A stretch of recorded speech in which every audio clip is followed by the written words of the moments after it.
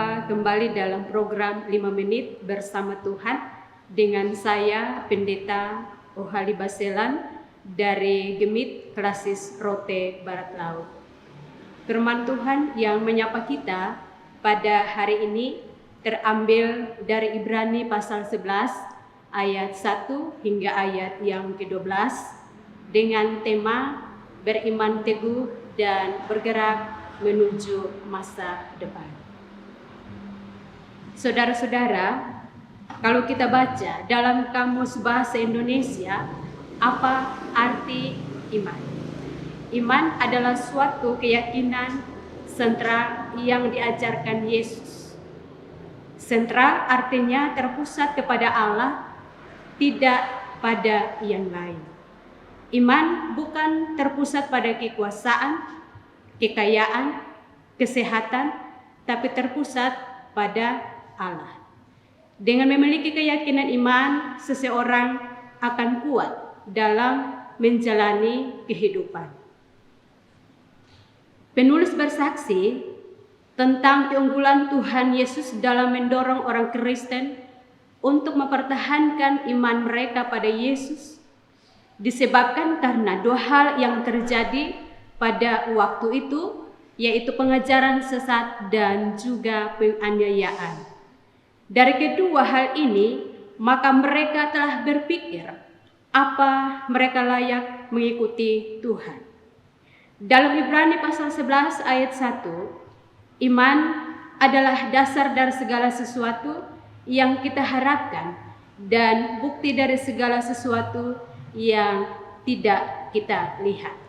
Artinya bahwa ketika kita hidup dalam iman dan percaya kepada Tuhan, maka kita pun mendapatkan kekuatan dalam menghadapi pergumulan hidup.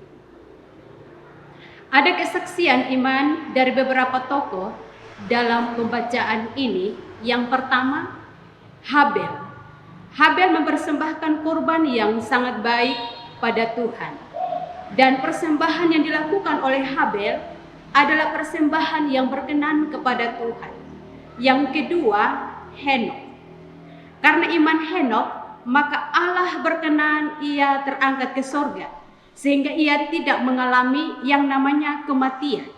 Karena iman, ia bisa berjalan dengan Allah. Ia memiliki hubungan baik dengan Allah. Ketiga, Nuh. Dengan iman, ia mempersiapkan bahtera yang dapat menyelamatkan keluarga. Nuh adalah seorang yang taat pada perintah Tuhan. Yang keempat, Abraham. Dengan iman, ia taat pada perintah Tuhan. Meskipun ia hidup di tengah-tengah zaman penyembahan berhala, tetapi ia tetap percaya kepada Allah. Ia pergi dengan taat, keluar dari negerinya sendiri juga dengan taat. Yang berikut lagi, Sarah. Karena iman, ia diberi kekuatan untuk menurunkan anak cucu. Dan Sarah hamil melahirkan di usia yang sudah sangat tua. Iman Sarah membuktikan bahwa Allah menepati janjinya.